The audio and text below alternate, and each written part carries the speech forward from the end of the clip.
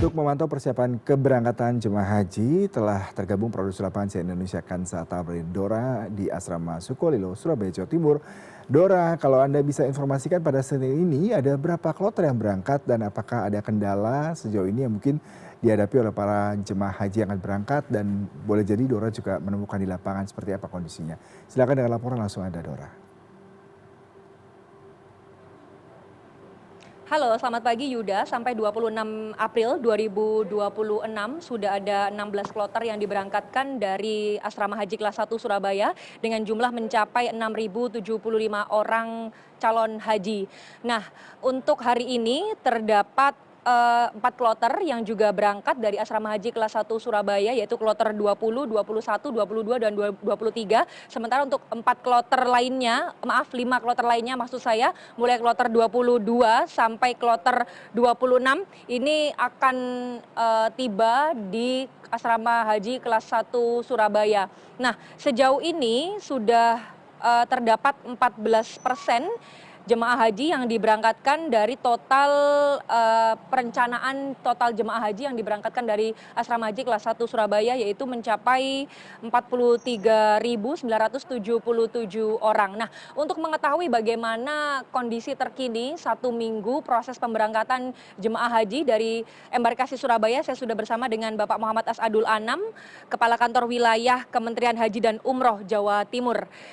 Iya, Pak Anam, selamat pagi. Ya, sampai hari ini Pak, berapa jumlah jemaah haji yang diberangkatkan dan sudah berapa kloter? Ya, sampai dengan hari ini sudah 21 kloter yang berangkat dengan total 7.964 atau 18% jamaah seperti itu. Oke. Kemudian jamaah yang tunda daerah 1 karena sakit stroke, kemudian 3 yang berada di rumah sakit haji di sebelah ini dan sudah dinyatakan siap untuk berangkat dengan menunggu seat kosong seperti itu.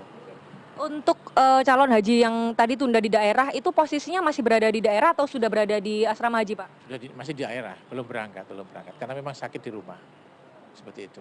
Jadi belum berangkat ke asrama haji. Gitu. Oke, nah jadi kondisinya sampai saat ini masih sakit Pak ya. Nah nanti untuk proses pemberangkatannya akan seperti apa Pak? Apakah dipastikan harus sembuh dulu kemudian disusulkan untuk kloter-kloter berikutnya atau seperti apa?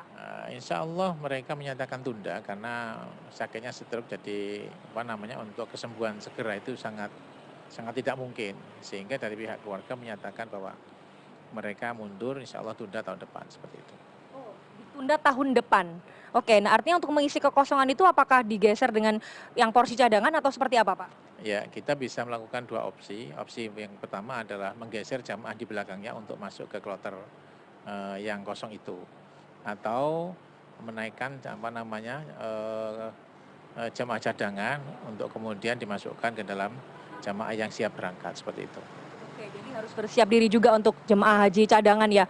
Oke Pak, ini kan sudah 1 minggu proses pemberangkatan ya dari embarkasi Surabaya. Evaluasi sepekan ini seperti apa Pak? Mungkin terkait kondisi kesehatan, barang bawaan maupun proses pemberangkatan sejauh ini. Ya, jadi di kloter-kloter awal itu memang banyak barang bawaan yang kemudian masih kita dapati meskipun itu dilarang. Contohnya adalah gunting, kemudian tentunya ini di tas tas kabin ya. Jadi gunting, kemudian pemotong kuku, kemudian bahkan ada yang bawa pisau, itu kan tidak boleh. Ini masih kita jumpai. Namun untuk kejadian membawa rokok yang berlebihan ini alhamdulillah tahun ini sangat berkurang sekali, bahkan sampai dengan saat ini kita belum mendapati untuk jamaah yang membawa rokok yang berlebihan. Itu cuman beberapa jamaah ya karena ketidaktahuan ya, mereka mohon maaf tingkat pendidikannya rendah, itu bahkan barang-barang yang boleh dibawa itu dimasukkan saku bajunya yang berlebihan. Contoh membawa energen itu sampai kemudian 1 wadah itu dimasukkan di celananya. Akhirnya kan diingatkan, ya dimasukkan ke tas kabin kan tidak masalah, pokoknya energen saja. Jadi ketidaktahuan seperti ini yang kemudian menambah waktu untuk kemudian layanan jamaah itu menjadi lebih lama itu. Tapi itu di kloter-kloter awal. Alhamdulillah di 2 hari terakhir ini semakin lancar karena jamaah sudah semakin tahu dan juga kesadaran untuk kemudian mentaati aturan ini semakin tinggi seperti itu. Oke, jadi menjadi tugas petugas haji daerah juga Pak ya untuk mensosialisasikan kepada jemaah haji. Tidak hanya petugas kloter yang kemudian menjadi penting, tapi seluruh stakeholder. Artinya bahwa petugas daerah, kemudian kantor Kementerian Haji dan Umroh daerah, kami yang ada di asrama haji ini, panitia PPIH embarkasi, dan juga kloter nanti itu di setiap saat, di setiap waktu, di setiap tempat mereka penting kehadirannya dibutuhkan oleh jamaah untuk selalu mengedukasi terkait dengan hal-hal yang mereka akan lakukan seperti itu. Satu lagi Pak Anam, terkait isu kesehatan ini menjadi penting juga karena informasi dari petugas haji yang ada di Madinah bahwa rata-rata jemaah haji lansia ketika tiba di sana itu mengalami kelelahan Pak setelah penerbangan panjang. Ada juga yang linglung mungkin shock dengan kondisi di sana. Nah, apa pesan Anda Pak untuk jemaah haji yang akan berangkat ini khususnya untuk lansia? Kita ada beberapa antisipasi. Yang pertama adalah mempercepat proses di sini supaya jamaah merasa cukup waktu untuk istirahat. Oleh karena itulah sudah kita lakukan bahwa proses layanan satu atap itu kita laksanakan. Jadi semua kebutuhan jamaah kita berikan saat datang. Sehingga nanti saat berangkat itu cukup dengan waktu 1 jam sudah berangkat mereka. Ini yang pertama. Yang kedua bahwa proses di bandara begitu ada makarut di Juanda saat kedatangan di Madinah itu jamaah cukup menggunakan waktu 30 menit sampai kemudian sudah keluar dari bandara. Yang ketiga tentunya jamaah kita minta untuk tidak ikut serta pada saat mau berangkat itu orang Jawa Timur mengatakan melean. Jadi nungguin tamu sampai malam tidak usah lah itu. Jadi serahkan itu pada keluarga yang nungguin tamu. Sementara jemaahnya biar istirahat seperti itu. Kenapa? Karena minimal 2 malam jemaah itu tidak tidur. Jadi malam pertama saat mereka terbang, malam kedua saat datang di Arab Saudi melaksanakan umroh wajib.